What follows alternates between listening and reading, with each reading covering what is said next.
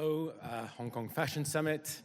It's a great honor to be here. I'm Jeremy Lardeau, Vice President for the Higg Index at the Sustainable Apparel Coalition. What I want to talk to you about today is the use of data and analytics. I think one of the most recurring questions I get these days is, how is AI going to support the sustainability agenda of the apparel industry? And in order to respond to that, first, let me tell you a little bit about the Sustainable Apparel Coalition. So the Sustainable Apparel Coalition was born a little over 10 years ago from an unlikely duo. Patagonia, on the one hand, most of you probably know it for its great outdoor gear, and sustainability ethos at really the core of the brand. And on the other hand, Walmart, the retail juggernaut, you probably also know for its pretty massive retail footprint and everyday low prices. Now, the two got together realizing that in order to make significant progress in sustainable practices in the value chain, we really needed to have a common language of sustainability performance. And so they got together and brought along a cohort of other brands and retailers, and very importantly, manufacturers, to develop a common shared language of sustainability performance measurement, which became later the Higg Index, and which is hosted by the Sustainable Apparel Coalition. That's how it all started in 2009. Today, we have grown, and we have become a truly global alliance of member brands, retailers, manufacturers, but also affiliates and other organizations. And the purpose and mission of the Sustainable Apparel Coalition, or SAC, is really to catalyze collective action in order to address the most systemic issues, challenges of the apparel, footwear, and home textile industry when it comes to sustainability.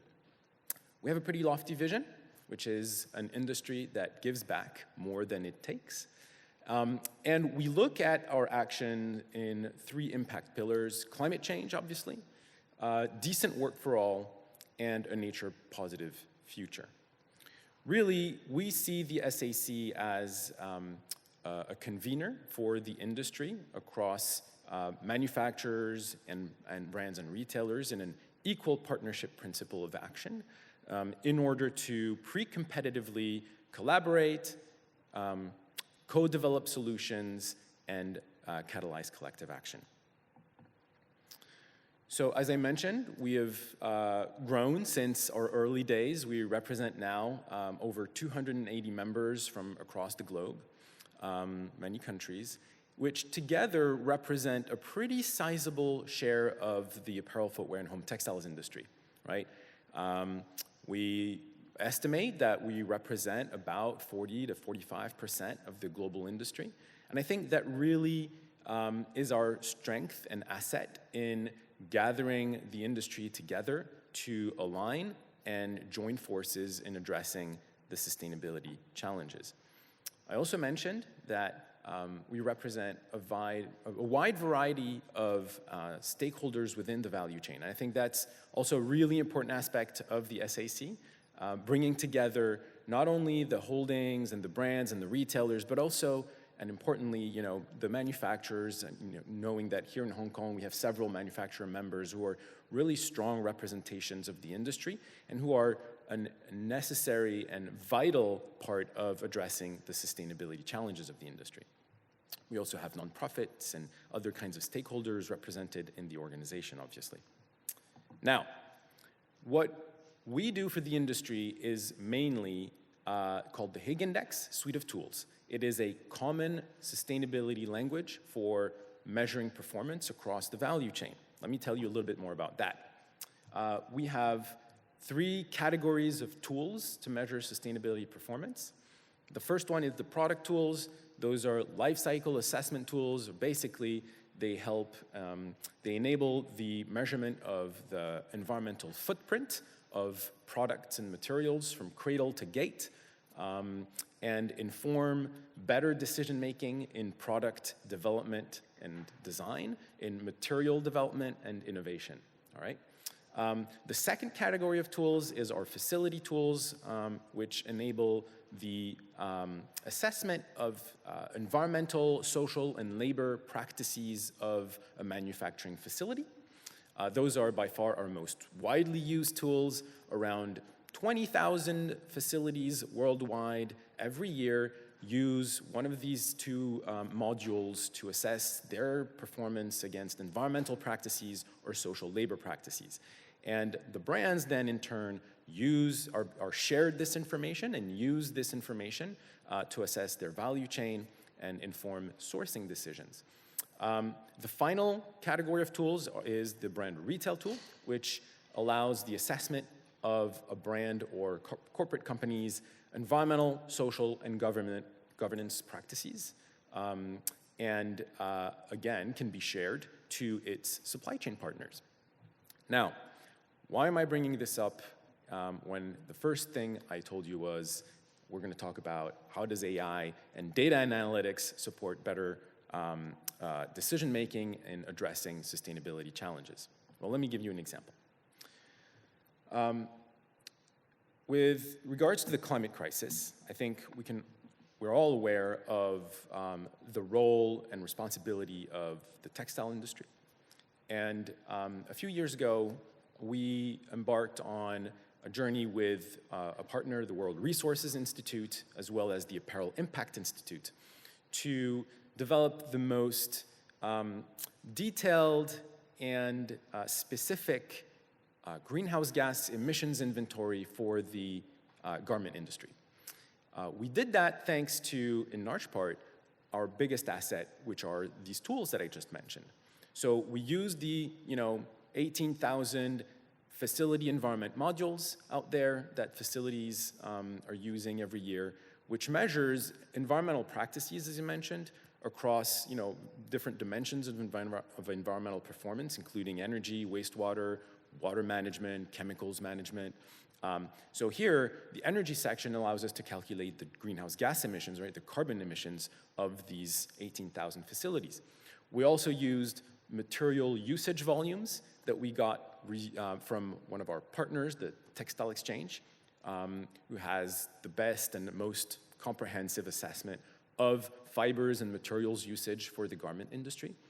And lastly, we also use our life cycle assessment tools to calculate, this carbon footprint of these materials, right? And we put all of this together and came up with the 2019 carbon footprint of the industry in a very detailed and comprehensive way, and in such a way that had not been done before. And what that allows us to do, obviously, is understand the size of the footprint and where are the hotspots, right?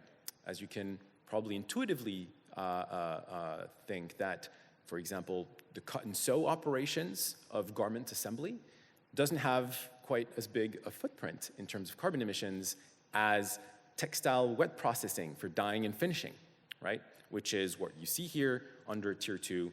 It's a much bigger bucket of emissions. This is where we should be focusing our efforts.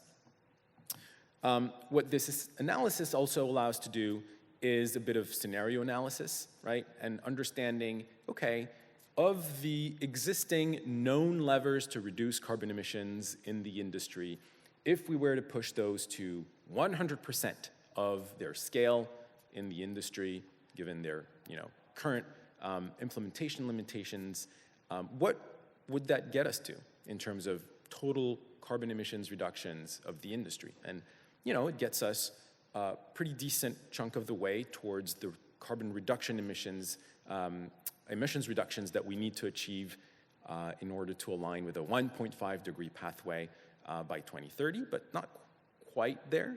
It also shows us, which kinds of emissions reductions initiatives we should be prioritizing, right? And here you can see we should really focus on adoption of renewable electricity in manufacturing and shifting out of coal use for thermal energy, again, in textile wet processing mainly, as well as maximizing energy efficiency in those energy-intensive processes. That's all good and great.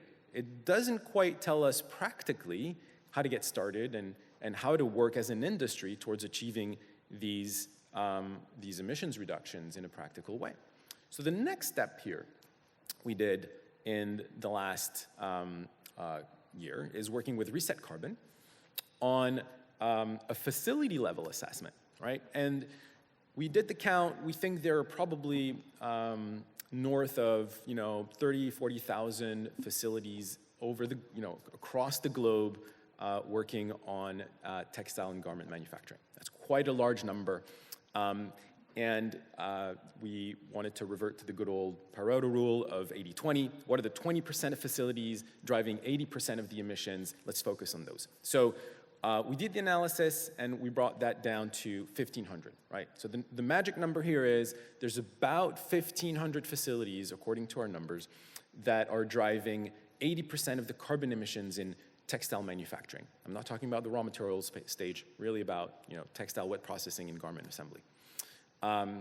These 1,500 facilities are located in a handful of manufacturing hubs, as you would expect, right? Including, obviously, China, India, Bangladesh, Vietnam, the usual manufacturing hubs. And the kinds of reductions activities we need to do are, pretty well known. And again, renewable electricity, phasing out coal, et cetera. And we can also start putting numbers, right? An average investment number for a facility would be around $1 to $3 million. If you look at 1,500 facilities, that's $1 to $5 billion, okay, very roughly speaking, all right? So now we also have an idea of the investment potential for the financial institution community to understand what's the opportunity here for capital investment in the manufacturing space. Now, what about AI? What does this example tell us about how data and analytics is actually supporting the alignment of the industry around understanding what needs to be done in terms of carbon emissions reductions and how to drive the industry forward to work collectively on addressing these challenges? Well, I think I get two learnings, major learnings from my work over the past few years at the Sustainable Apparel Coalition, and that is, we are not in a problem state where the AI or advanced fancy analytics methodologies and algorithms are required. The real crux of the challenge here is getting good primary data from on-the-ground facilities, granular enough to actually drive action. And the second learning is this data only really becomes actionable and valuable when it is pooled and shared in a common format in order to drive industry-level insights and drive collective alignment and shared resources to effectively drive forward action at the facility level, okay? So my call to action to you all here, distinguished guests and representatives of the industry, is to contribute to the not-so-fancy world of collecting the basic, good, primary on-the-ground data and information for manufacturing, for product design and development, and sharing and pooling that knowledge and individual bits of data through organizations like the SAC in order for us to align as an industry. Because really, the crux of the sustainability challenges of this industry will not be resolved by a single brand or a single manufacturer working on their side, right? We would never have been able to understand really the magnitude of the footprint of the industry or which are the 1,500 facilities and what kind of activities and reduction activities are going to be successful had we only had the perspective and data from a single brand, however big that brand is, or from a single manufacturer, however big that single manufacturer is. This is truly a systemic challenge, and only by pooling our information and data and aligning and all rowing in the same direction will we achieve significant and meaningful results by 2030, in particular when it comes to the climate targets that we've set for the industry, and together we can effectively achieve that. So thank you very much, and I'm very much looking forward to meeting you all further today.